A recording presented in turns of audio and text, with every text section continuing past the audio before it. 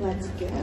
Okay, among all the characters you've played, which one resembles you the most in real life? One dimple, grabe. 조금씩은 닮은 것 같아요. 왜냐면 어쨌든 연기를 할 때 공감되는 어떤 감정선을 저답게 표현하는 것들이 있기 때문에 모든 캐릭터에 다 조금씩 제가 담겨 있긴 한 것 같습니다.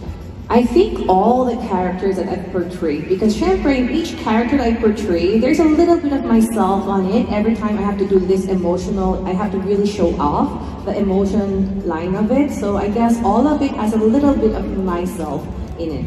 Do you guys agree?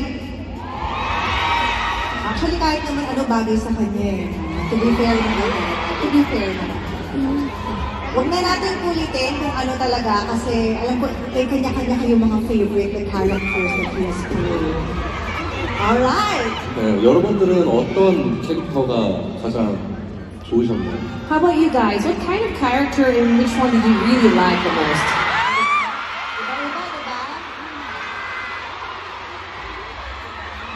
요즘 피가 많이 들리는 것 같아요.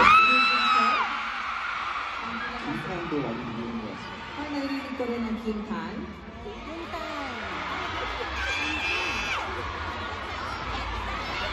Yes, yes! 저 영천적으로. Napaka-passionate na yung fan nila. Yes. Kaya na nga eh, talaga na mga palakasan ko na nga pala, kumbaga. Now, let's move on to the next question. Alright.